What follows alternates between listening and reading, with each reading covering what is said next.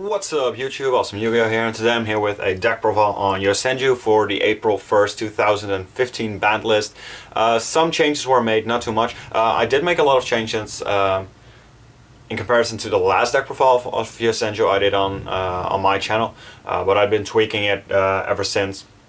And with the ban list, of course, we did lose 2 Emptiness and a Snatch. So I changed that up a bit, but this was the deck I built in real life. For now, this was what I was playing, so I thought I would profile this first. And of course, a lot more deck profiles of the April 1st, 2015 ban list will be going up in the next coming weeks. Keep the requests coming. I've heard Satellas, which I'll be looking into. I don't have a lot of time because I'm extremely busy with school right now, but I'll see what I can do. So for this deck profile, of course, you have triple comma 1, triple comma 2, and triple comma 3. Nothing's changed there. And I'm running the triple Tsuyik because this card is an absolute beast. And that's actually my entire monster lineup. So I moved Thunder King from the main deck because Thunder King, although being a really good card and possibly a one card win against Satellas, or not Satellas, Necros, of course. When you open like Thunder King with some Yosenjus, you have to make a decision. Do you want to summon the Thunder King, or do you want to summon some of your Yosenjus?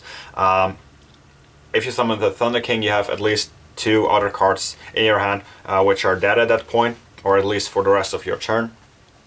And that problem is being enhanced because when it's first turn, that's fine, you know, first turn Thunder King as a bitch for Necros. But if it's any later on in the game, the Thunder King just becomes a pretty bad draw. You want to draw only other Yosenju monsters later in the duel to go with the Yosenju monsters you already had, or traps, pretty much. So yeah, I cut the Thunder King for the main deck, but it is in the side deck, because like I said, it is one of those one card win cards against Necros.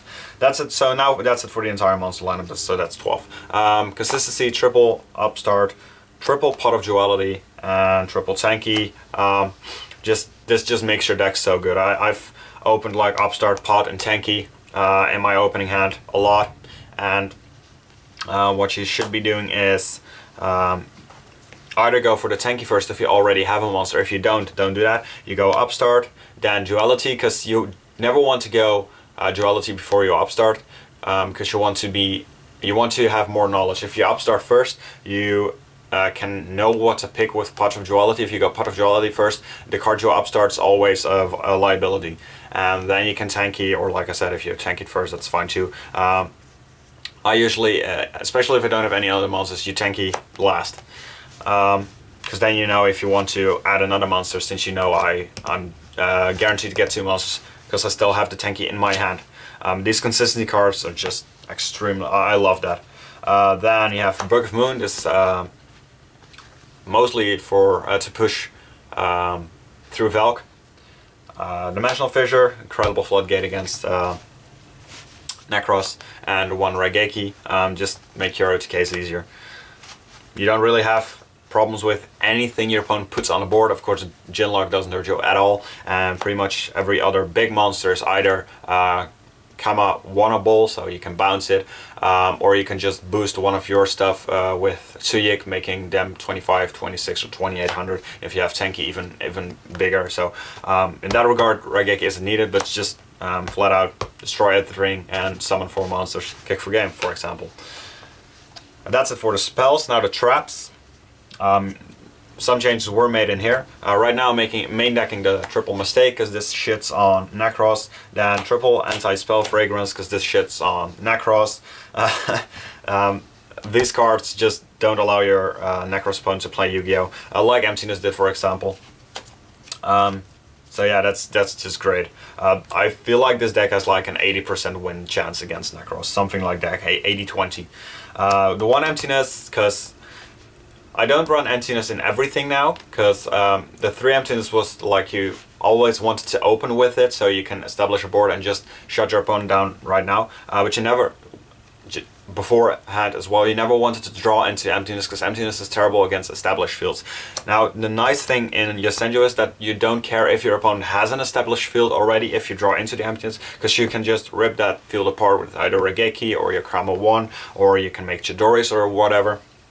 And then you can still make the one emptiness viable, and of course emptiness doesn't hurt you at all. Just there's no scenario in which emptiness would really hurt you, pretty much. So the one emptiness, definitely keeping that in here. And then of course the one macrocosmos. This card is just, it's still stupid.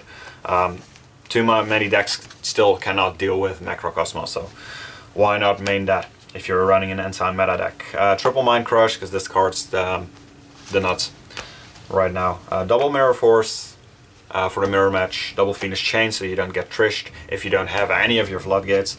And then one Torrential Tribute, because once again for the mirror match, and of course you never really leave a board yourself, or with monsters at least, so this is pretty much a free card. You're not going to nuke any of your own cards with Torrential Tribute. That's it for the main deck. That's 40 cards in total. Then for the extra deck we have Lightning Chidori. One is enough, you never really make two. Double Cowboy, now this is actually a card you want to make two of at some points in time. Pretty much when you have 4 normal summon Yosenjus and all of them can go in for the damage. 2 Cowboys, overlaying all 4 Yosenjus in 2 Cowboys is game, always. So that's why 2 Kagega Cowboys is actually viable. Target King, because everything is Beast Warrior. Silent Runner Arc. Lost some of its viability, but it's still a good card. I like to have 1 Silent Runner Arc and 1 Castell instead of 2 Castells. Axiton, Diamond Dyer, because everything is Beast Warrior, so you don't have to blow himself up if you don't want to. Dark Rebellion, other card to get over some problematic cards. Heartland Draco, another card that can just kick in for a game. Kergorgon to protect your floodgates. You might actually want to bump this up to 2 as well if you can fight the room, or if you don't have any of these other cards that I'm running. This is the first card I would bump up to 2 beside Cowboy. Dweller, Castell, Rhapsody, Ragnar Zero, which lost a lot of viability, but it's pretty good, or it can be good in the mirror match if your opponent has a tanky out. Fire Fist, if that becomes a thing, which I don't actually think so. Fire Fists are just aren't good enough, even with all their resources. They've been power creeped out of the game by now. And if you might see any Clifford players that still want to try and use the deck, Ragnar Zero is in there, and it's just a big body. 24 is nothing to laugh at. And then the Harpy's Path Phantasmal Dragon, which is still an amazing card against a lot of decks. Then the side deck. This is pretty much built for what I think will be viable. I actually should probably talk about that. I'll talk about that during the side deck. So this is for Necros. Necros is still going to be the best deck. They lost 2 Preparation of Rites and 1 Brionac. That's it. They actually gained some power in my opinion, because Fanny's Emptiness is 1 now and Skill Drain is 1 now. So Thunder King, definitely with all the anti-meta floodgate cards I'm putting in the main deck. It's just to beat Necros, which is still the deck to beat. The other deck you want to beat is Burning Abyss, which is why I'm side decking triple Maxi, because Burning Abyss, losing the double Tour Guide, it doesn't matter. It really doesn't matter. You can go with Mathematician as your normal summon to go with Libic and make a 1 card Dante pretty much, or 2 cards, because Libic actually costs a card out of your hand. But Burning Abyss has gained some power because Necros losing a little bit of power and Clifford losing a lot of power. So Burning Abyss is probably the second best deck right now. So I'm also, but you'll see that later on, I'm also side decking Shadow Impersing Mirrors again now, because Burning Abyss is definitely a deck to look out for. Then other decks to look out for are Shaddoll and Satellanites. Satellanites, I actually feel like this deck has a really good Satellanite matchup, believe it or not. So I'm not actually citing anything specific for Satellanite, but of course the triple MST in the side deck do really help against Stellars. Then another card for Necros, triple Necro Valley. This just says no to Trish. No to the mirrors, no to Valkyries. This card is it's really good. It's really good to just have this and being able to normal summon 4 and just kick for game. It's pretty much it. So I really like Necro Valleys and Yosenjus right now, since like I said, Necro's is definitely still the best deck. Then 2, Yosenju's Secret Move. Now this is mainly for the mirror match, because in the mirror match of course you have to deal with Mirror Force and Torrential Tributes, all cards that activate on your turn, so when you're normal summoning, when you're attacking, and actually have monsters on the field. Now this can actually help against Valk as well, but I don't usually side this in against Necros, because you do have a lot of other cards already for Necros, so this is just extra. Of course this is searchable with Gamma 3, when something else does damage, when one of your other Yosenju monsters does battle damage. It's definitely not a card I would want to main deck, but it's an extremely good card to side deck into some certain matchups. Another deck that's actually it's going to be pretty good, in my opinion, is going to be Shadow's, which you also hit with Shadow Impersonation Mirror, but this is mostly for like BA and Shadow's, those two match up. Shadow's is a bit easier for you than Burning Abyss is, which is definitely your weakest matchup, actually, Burning Abyss. And then I am, for the final card in the side deck, I'm running the one Ring of Destruction. This is mostly a card for the mirror match as well. Being able to do the extra bit of burn damage mostly. Spot removal, it's all fine, but being able to do some burn damage is really, really relevant in a mirror match, because in a mirror match you're going in for damage really, really fast. So the Ring of Destruction really helps with that. And also a good card, some spot removal against some other decks. So yeah, that's the entire deck, 40 card main deck of course. I'm thinking if I should talk about anything else from the ban list. Bestiary got put at 3. I actually have 3 of the turbo packs, so the super rare, so I'll be doing a Gladiator Beast deck profile sometime.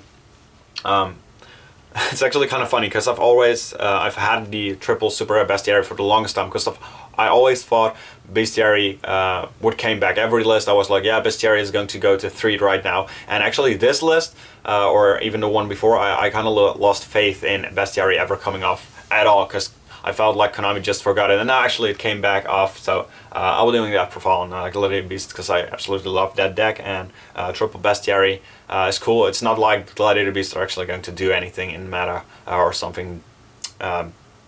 I don't believe that, and it's not going to happen, just being fair. But of course it's cool that they have all their stuff back. I was kind of disappointed that Insector didn't get some stuff back, or even windups like Senmedi could have come to one, in my opinion. I'm disgusted with the Dragon Rulers getting banned. I absolutely love Dragon Rulers, my all-time favorite deck by far. But yeah, I'll have to deal with that, so I'll have to update Lightstorms for examples as well. What else? Gorse to 3 didn't really matter.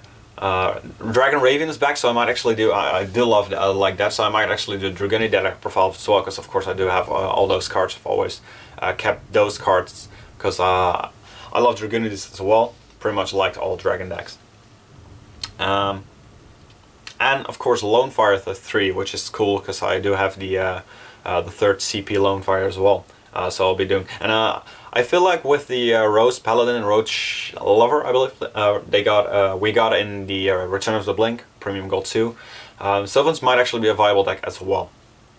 So if you want me to talk like a full meta analysis, which I did for the previous format, like this video and leave a comment down below if you want me to talk more in depth on all decks and what might be the meta from now on, and even after Superstars, you know, with Star Seraphs, because after the Star Seraphs are revealed, Shadow and Satellite Knights are going to be way more prevalent. I feel like after World Superstars you'll be seeing like Necros, Shadow, BA and Satellite Knights tier 1, and then I actually feel like BA might fall off the radar of tier 1 a bit, because Satellite just shits on BA, as does Shadow. If you're being really honest, it's like 60-40 instead of 50-50. And Necros has a decent BA matchups as well. Not that good, because BA has been moving towards playing more traps, which made the matchup a lot more difficult for Necros. But BA might fall off the radar after World Superstars comes out, or whatever the set's called. But yeah, for now, this is my Yosenju deck profile. I like playing this deck because it's an anti-meta deck, and I've always kind of like playing anti-meta decks. This deck is extremely good against Necros, so if your area is only going to start playing Necros from now on, I really suggest you pick up this deck. I'll probably be taking this to the regional I'm going to attend in 2 weeks. Maybe not this exact build, but because I'm still tweaking it, but I've really liked how this is playing for me right now. So thank you guys for watching. I think I've covered pretty much everything relevant, at least on the ban list. Of course, we got some ban cards back as well with the erratas, but I only think Ring of Destruction and Crossguard Virus are viable, and Crossguard Virus only really viable in Burning Abyss. And Ring of Destruction is decent, it's not great, it's not broken or stuff or anything, but it's pretty good. So yeah, thank you guys for watching. Please leave a like and a comment down below on what you want to see further from me, and I'll see you guys then. Bye!